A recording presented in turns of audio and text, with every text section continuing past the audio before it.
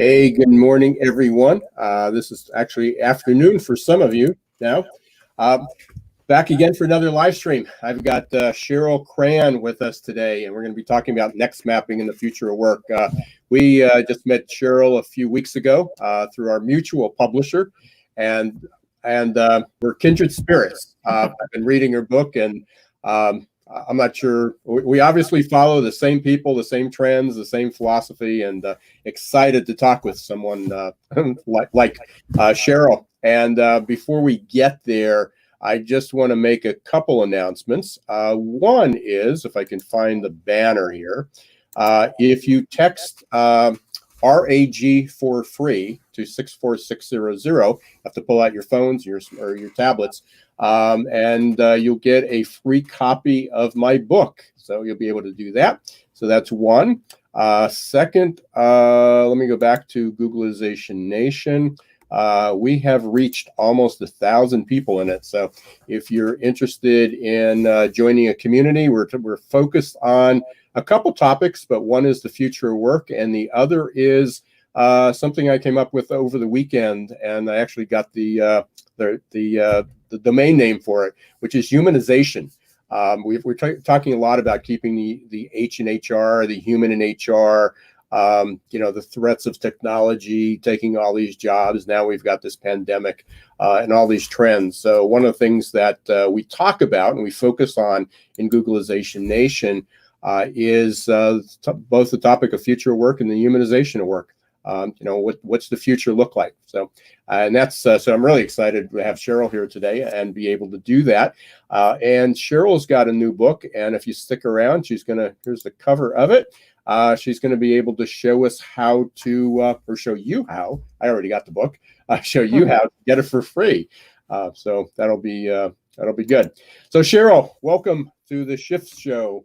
Thank you, Ira. Nice to be with you. Yeah. You have to be careful when we say that. Yes, absolutely. Yes. And definitely a lot of crazy shift going on out there, and it continues to be so today.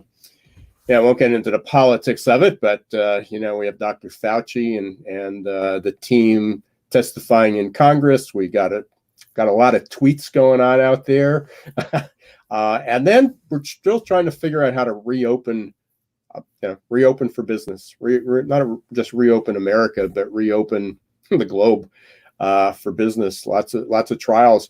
So I've got a question, and I know we've both followed. We both are. For future of work influencers, both pretty well recognized out there. We've had our forecast, and I know you had like 20 trends. We don't have the time to go through all 20 trends. So let me ask you a question as again, a fellow expert. What changed? I mean, I'm finding that the predictions we had, or I don't say predictions, but the forecast that we had of what was going to happen in the future, but in 2020 didn't really change because of the pandemic. It accelerated because of the pandemic. And that if we missed something, we were all betting on technology being the catalyst, that digital transformation. You agree? I mean, what have you seen anything different? No, I think that's pretty accurate. I think, we forecasted 10 years ago that by 2020, 50% of the workplace would be remote work. Now, we didn't forecast a pandemic, but that 50% of remote work, when I would share that with a lot of audiences, that some of them would roll their eyes, some of them were never going to happen, especially, the multinational established industries where they're very, very associated with the way they've done business for the last, number of decades. So I really think what happened was we've been talking, all futurists have been talking about disruption, being agile, being ready for disruption. This is just a major disruption that is accelerating all of the things that we have been saying. And people know, I mean, it's not that you and I have a crystal ball. People are smart people. They know that these changes, but we're now in the reality of, okay, this is how the next normal is going to be. The new normal is not going to be, it literally fast-tracked the changes that you and I knew had to happen in business. That's my opinion. Right. And do you follow Daniel Burrus at all? Yes, I do. Yeah, I'm familiar with Dan. Yeah. Yeah. Yeah. So I've been actually, he has a course, and I've been participating in it a little bit, and just listening to a lot of things. I've actually quoted him in my book. In years ago, I did, and he always comes up with some interesting forecasts. But he talks about the difference between hard trends and soft trends, and the hard trends are what we're talking about. We knew this was going to happen. Where people call you wrong is like, well, you said by 2020 this would happen, and it didn't. Yeah, but it doesn't mean it won't. Right. Yeah. Yeah. And in September, I did a keynote for our regional Lehigh Valley. It was a regional workforce summit, and in it, I had 2 slides, and I got to put it together in a short video. But I said that whatever you think was going to happen by 2050, and most people don't care about 2050 because too far away. Yeah. Yeah. I said, whatever you think was going to happen in 2050 would happen in 2030. Whatever you thought was going to happen in 2030 would probably happen by 2025.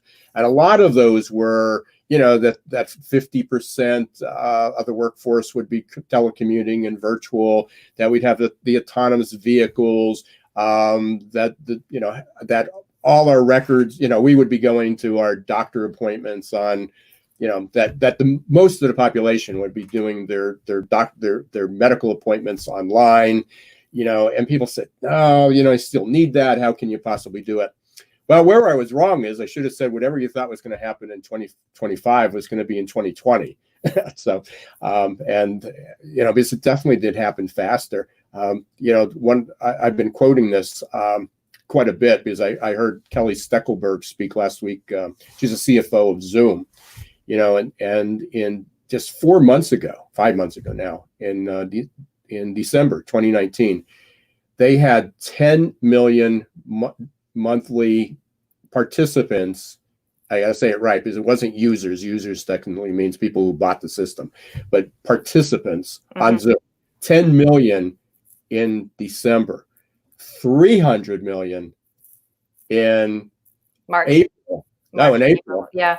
And most of those, the majority of those were people, families, Passover Seders, Easter Mass, weddings, bar mitzvahs, engagements, graduations.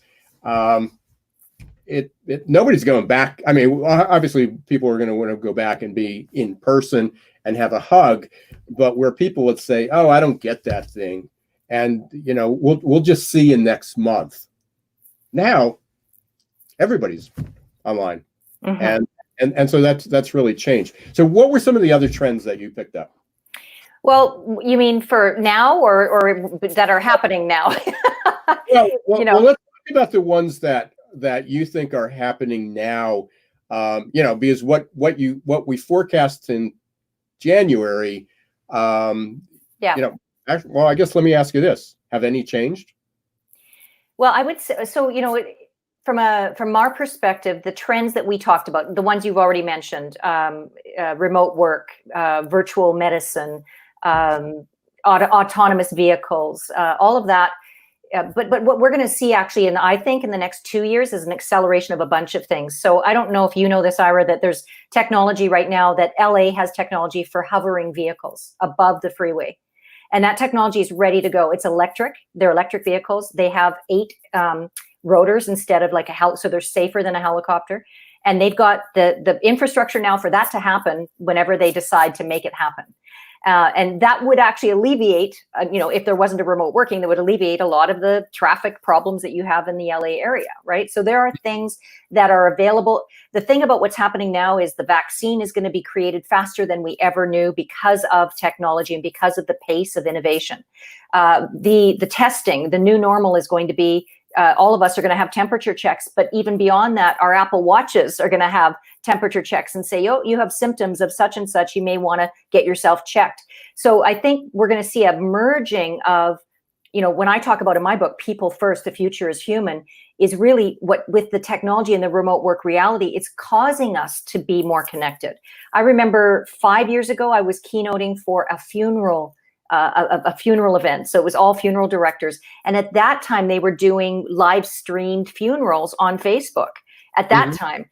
And so now, of course, as you know, with a lot of the unfortunate deaths that have happening as a result of coronavirus, people have not been able to be in person to mourn, but we've seen an elevation of more people connecting over that situation. So I think really the trend that we're going to see the most is how do we elevate the human experience, and how do we leverage the technology for that human experience? And I don't have a crystal ball on exactly what that's going to look like, but Right. for example, I think Shanghai is open. Disney World in Shanghai is open.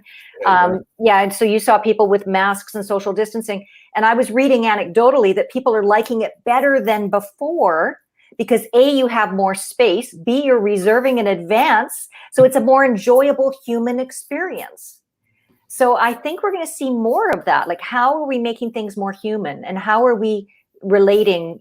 Prior to starting the live stream, you and I were talking about, the value of smaller groups, smaller tribes. You get more intimate connection, you get more sort of value. I do think we're going to come back to large events and large gatherings, maybe a year and a half, 2 years down the road, maybe sooner. Depending on vaccine and medicine and all those things.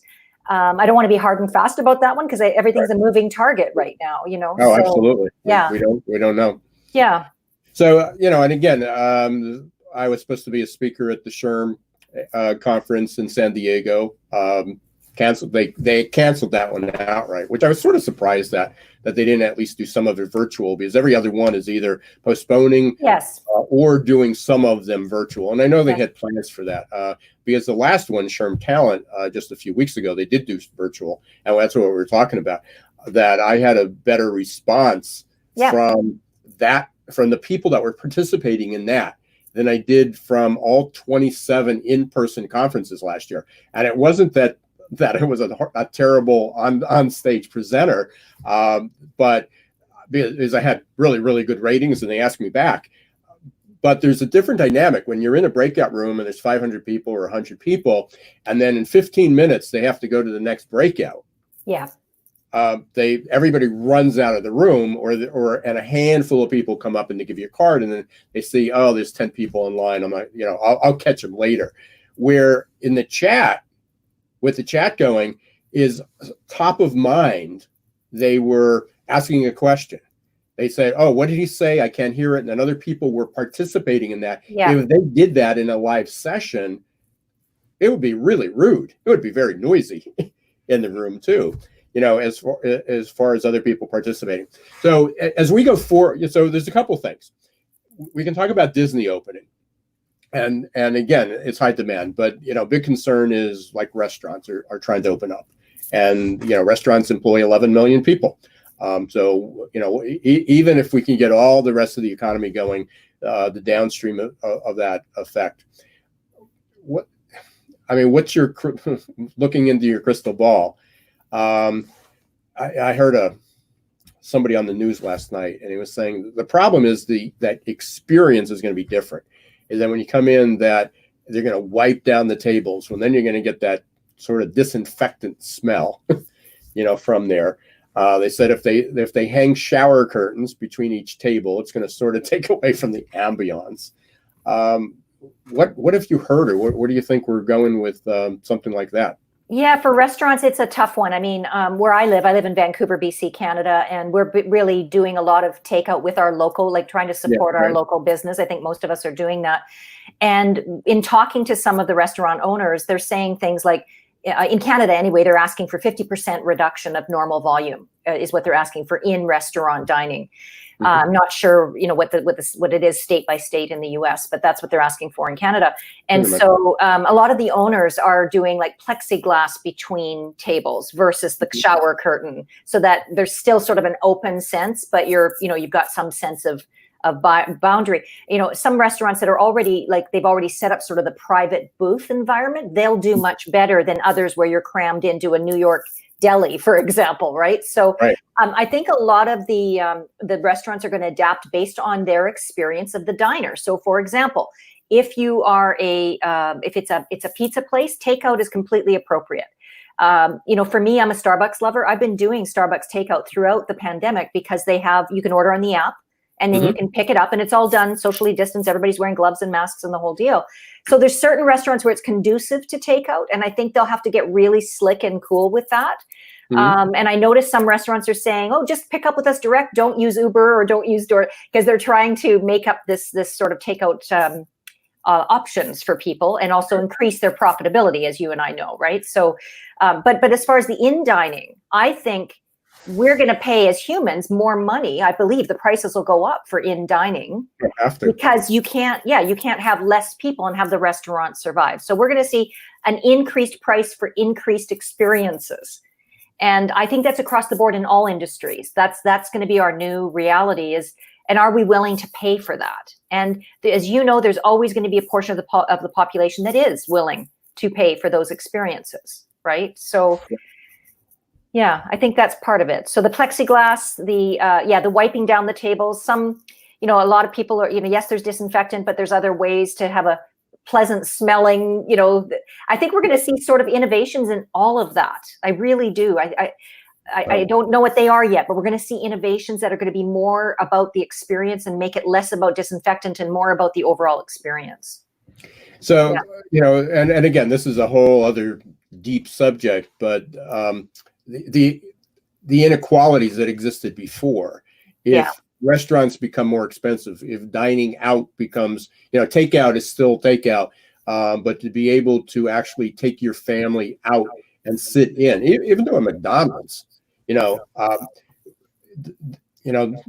concern is and I know that's a concern from a lot of us who work in the future of work, is that humanization. I mean, does that drive a deeper wedge between between not only the races but the socioeconomic classes? And that's a very philosophical question that I think we need to continue to think about and weigh in on. I do not have any answers to that. I do know with what's going on, one of the things we futurists and future work experts have been talking about is, global economy, giving people a living wage. That's already happening now. Many governments are giving their citizens a living wage. It's something that's been predicted for a long time. Will that continue? And will that living age, to your point, will that further, create a bigger gap of socioeconomic?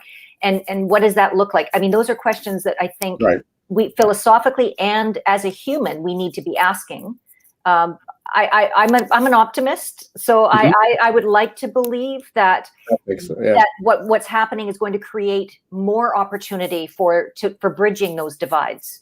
That's what I'm choosing to believe and see as a philosophical viewpoint from my perspective. I have this crazy idea that just went through my head as you just said that, because for people, whether you're futurist or you're kind of an influencer in future of work, people look at us and think that we're all techno, all we believe is the technology, right? And we don't care about that. But the reality is the people who are focused on that are probably more focused on keeping the human in keeping the human in humans, and we're probably more optimistic than the people who are technophobes and fear the robots taking their job. So funny. Yeah. Well, it's interesting. I actually think, and I might get some ire from your group with this, but I actually think that this pandemic was a very big, much needed wake-up call. I think if you look at how we were working, we were all becoming, myself included, very roboticized. We really were. We were like, I don't know about you, but 2019 was one of our busiest years ever. And so, what are you doing? You're pushing through with technology. You're going to the next technology. You're roboticizing, you're automating, you're doing all these things to keep up with the pace of change. And in my book, I talk about this, like the last decade has been about robotics and automation. We've been glamorizing the technology. And now here we are in 2020, we're going, wait a second, the technology isn't the God. I don't know if you saw American Gods series, but that was eye-opening around how we've been glamorizing and honoring technology, when in fact, the future is about, and like you said, a lot of us are painted as glamorizing technology. That's not been our position at all. We are all about the future is human. Absolutely. Yeah, I'm smiling here because last Wednesday on the podcast, the Geek Skeezers and Googlization, We had Declan Murphy, who has a technologist, has a company out over in Ireland. It's called All Sorter. So in the HR space. Yes. But he had a phrase. He said, "We take the robot out of the human." Yeah. So, that's brilliant. I told him I'm taking it from him, but I will give him credit. Yeah. So that's where we're going is technology is now an enabler of deeper human connection, whereas we've been perceiving it as the be all end all. And I think that's the biggest shift we're all making. And even being in social isolation, social distancing, I've talked this is anecdotal evidence, to many, many clients who have said, I have CEOs who've said, I didn't realize the different dynamics that each of my workers were dealing with. Even though these are the smaller companies, very tightly knit, didn't realize that, my one top leader has 3 little ones at home, and here she is trying to keep her productivity up while having her children at home at the same time, and her husband. So I think there's this already sort of like and even look at all the celebrities, Jimmy Fallon, his ratings are way up because now his wife's on with him and his kids are on with him. There's a humanization of people where we're going, oh, that's what they are like as a human being. Oh, I feel more connected. I feel more that I can relate. So that's one of the gifts of what's happening, is we're getting to see that we all are living a common experience here. This is not something that some of us are living.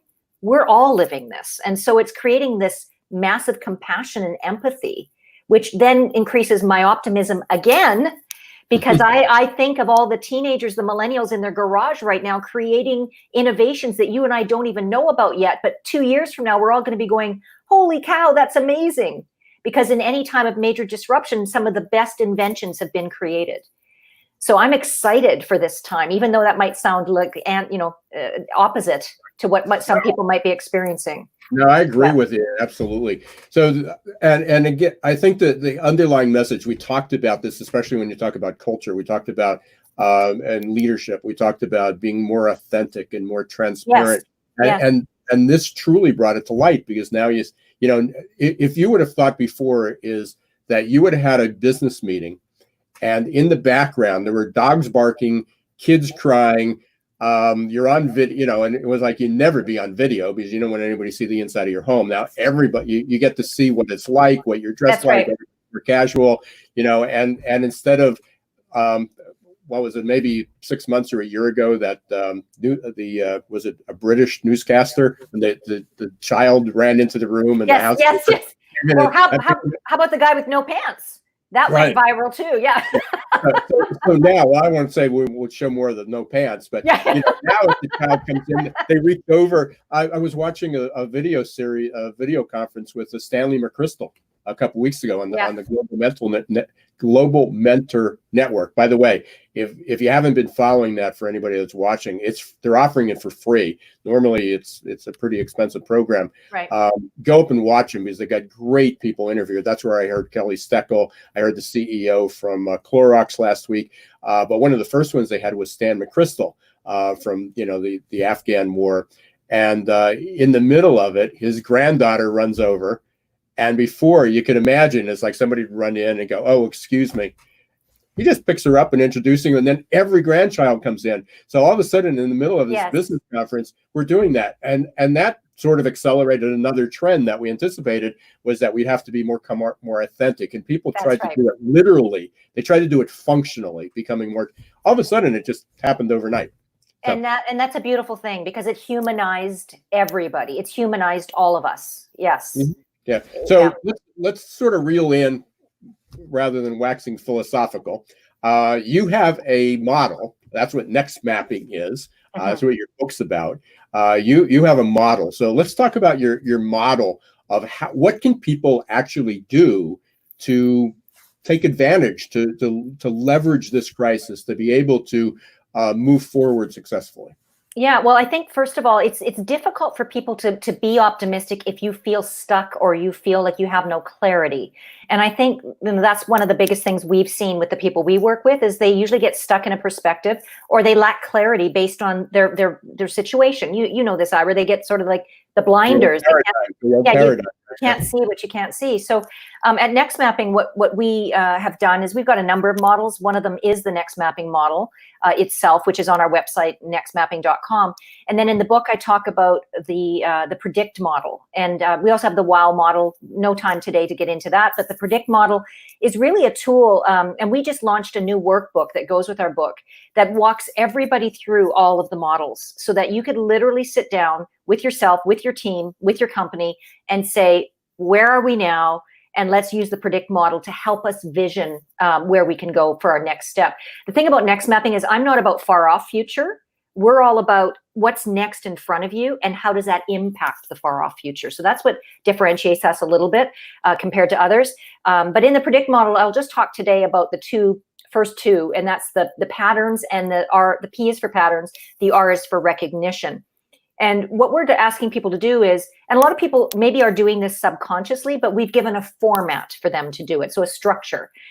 With patterns, you want to look at the patterns of what's going on right now, not just for your business or yourself, but in the past. Like, what are the past disruptions and what did those create? So, for example, the 1918 flu pandemic, what innovations did that create? What did the 1990s recession that we were in create? What did the 2008 recession create? You know, what did we learn from 9/11? Now, of course, this pandemic's completely different, but you look for what do all these things have in common? What was the negative? What was the positive? How does that going to impact what we do as a business? The other thing I would say with recognition is recognizing the opportunities of those patterns. And by the way, the reason we did the workbook is as consultants, we help clients work through these processes and help them get a really clear visual dashboard. However, we wanted to make it accessible, like to your point around, authentic sharing, open source, and saying, here, you can do it yourself. You don't need us. We are here if you want us, but you can use this and make it work. So, for example, for us, Ira, both of us, are authors, consultants, coaches. We have online programs. We do keynote speaking. We are knowledge experts. We are, and we've been in this. I don't know about you, but for us, it's been 20 plus years. Our industry is rapidly changing.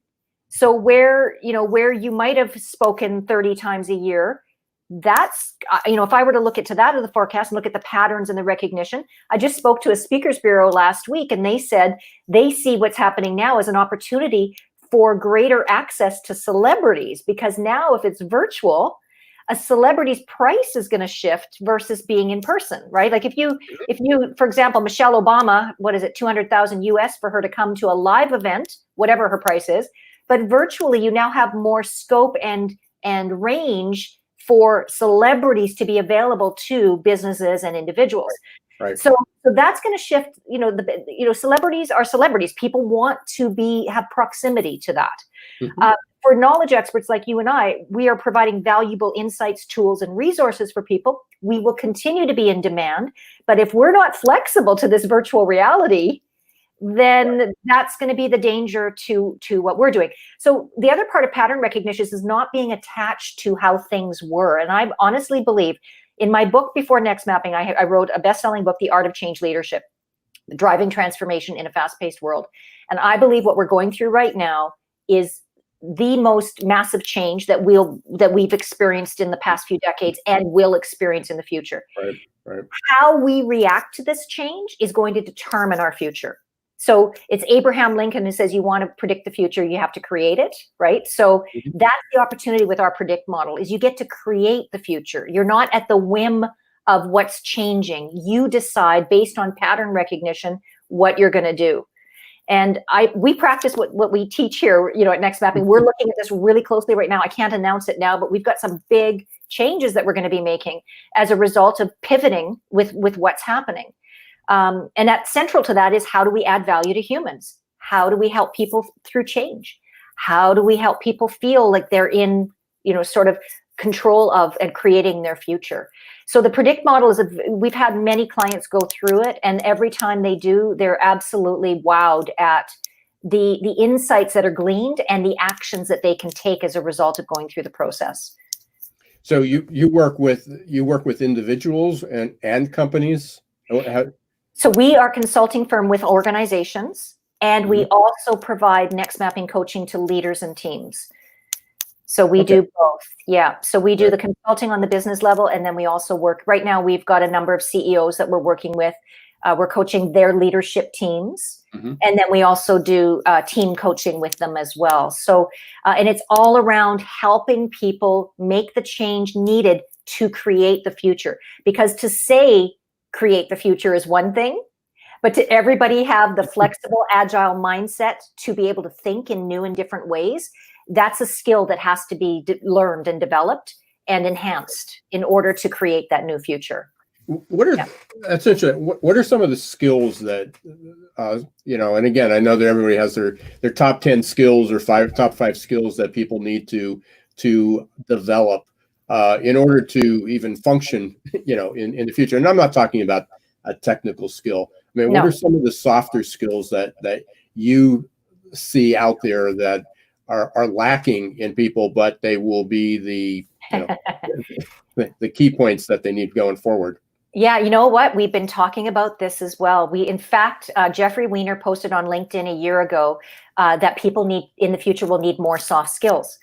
And I replied on a comment and said, first of all, let's stop calling them soft skills. Because by the very nature of calling them soft skills, we've given them non-importance. They have not been valued. Whereas if we call them essential human skills, which is what we call them, it becomes a reality for leaders to go, oh, this is not something that I just put aside and say I'll learn when I have time. This is something I have to learn right now. So I believe right now, there are free available courses everywhere on almost everything right now. I would say go learn more about emotional intelligence. The more you understand your emotional reactions and your range, the more you can adapt to other people's emotional reactions and range, the more you're going to be able to deliver that human to human interaction.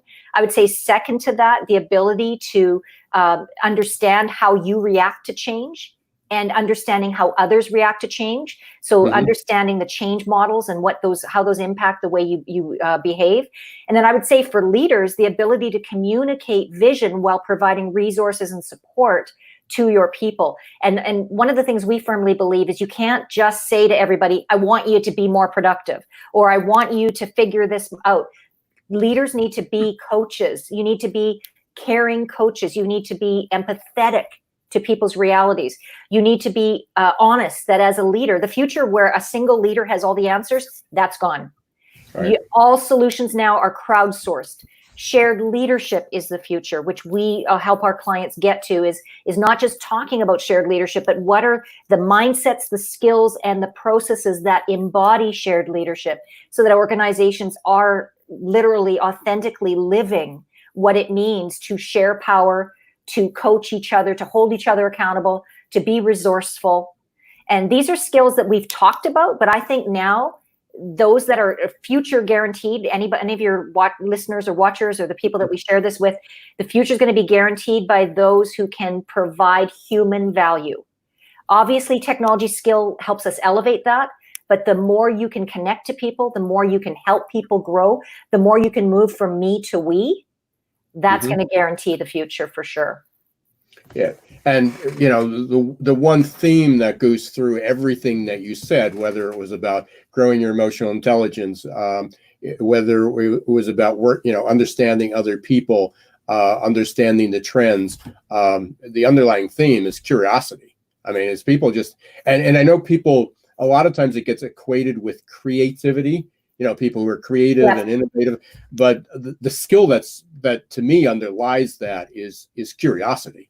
And if I'm not curious about someone else, then I'm not going to have good emotional intelligence. If I'm not curious, I'm not going to be looking at what the trends are.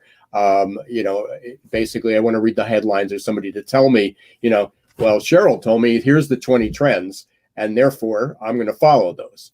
And it becomes a right or wrong. So I'm a big fan of curiosity. We work with a lot. That's a lot of where our assessments, especially in leadership, there's literally thousands of tests that look at personality, how I relate with you. Am I extroverted? Am I introverted? But there's not a whole lot that do a good job at evaluating curiosity. And that, for for years that's been it, but I think that's going to be going forward. Hey, we got a few minutes here left, and you and I can kind of go on forever and, Totally. and go off on tangents. What are I've been asking this question to everyone, and I've been doing tons of interviews. What surprised you most about this event, this crisis, this pandemic, whatever? What was the one? Was there anything that really just like took you off guard? That's a great question. No, I wouldn't say that I was surprised, because again, being an optimist, I believe in humans, and I believe in the fact that we're going to do the right thing. And so what I was pleasantly surprised was that everybody did their part to do the social distancing, to do the isolation. I think now we're entering a little bit of a crazy period, right? Because now we're going to be reopening, right, and we'll have to see where that takes us. But I would say to you that I wasn't really surprised, because all the companies adapted to the remote work reality. They already see. Here's the thing: most companies and leaders, we've been talking about agility and adapting, and yet when push came to shove, everyone generally, I'm generalizing, majority of people have adapted to what our reality is, and that just shows human spirit. That shows human ingenuity. That shows human ability to do what's necessary when we're faced with change. Now, has that been easy for everybody? No. Has there been a psychological cost? I would say yes. Mm-hmm. Is that going to take time for people to build trust again? Yes. And I think, when you said, Cheryl, people might look at your trends and follow them. I'm somebody who believes in open-mindedness, and I believe that no expert has all the answers. So I believe that we are now entering a time of discernment. Look at all the experts, read Ira's book, read my book, look at all the content, and then you decide as an individual what fits for your value system, what fits for your lifestyle, what fits for you. Because that's the only way we're going to make this work, Ira, is for people building that discernment muscle and to really decide, this is where I think the future, we're not going to have fake news. We're going to have personalized AIs that are going to deliver truth to us. There's a lot of things that are going to shift. But I would say, I pride myself on bringing the most accurate data that I can bring. And at the same time, I always say to people, your intelligence you have high intelligence. I'm a facilitator of intelligence. So I bring data and information. Your job is to disseminate it, discern it, see what resonates. And when it resonates, go run with it and apply it. Very helpful. So there's a couple of different ways people can learn more about NextMapping other than going to your website, which is nextmapping.com. But I've had this scrolling across the bottom. People can get your book, and you like me just had a second edition come out. That's cool. We're so fun. Yeah, you and I have a lot of synergy. Yeah. So second edition of the book, plus new workbook, plus the ebook, all for free on go.nextmapping.com. So it's a great opportunity for people to get the whole package and to work through the processes that I described here today. Yeah. Super. Good. Any closing comments, words of advice you can share? Just to you, Ira, thank you very much for the live stream. I love your work. I'm an admirer. I'm a fan. I think, people like you and I, to keep staying optimistic and to shine a light for our clients and for people it's a true privilege to have colleagues like yourself in this realm. And it's a real joy. Yeah, I keep stealing this from Simon Sinek, which everybody's familiar with. Yes. His hashtag recently is together is better. Yes. And it absolutely is. You hit it right in the head. People look at, they can look at me for advice.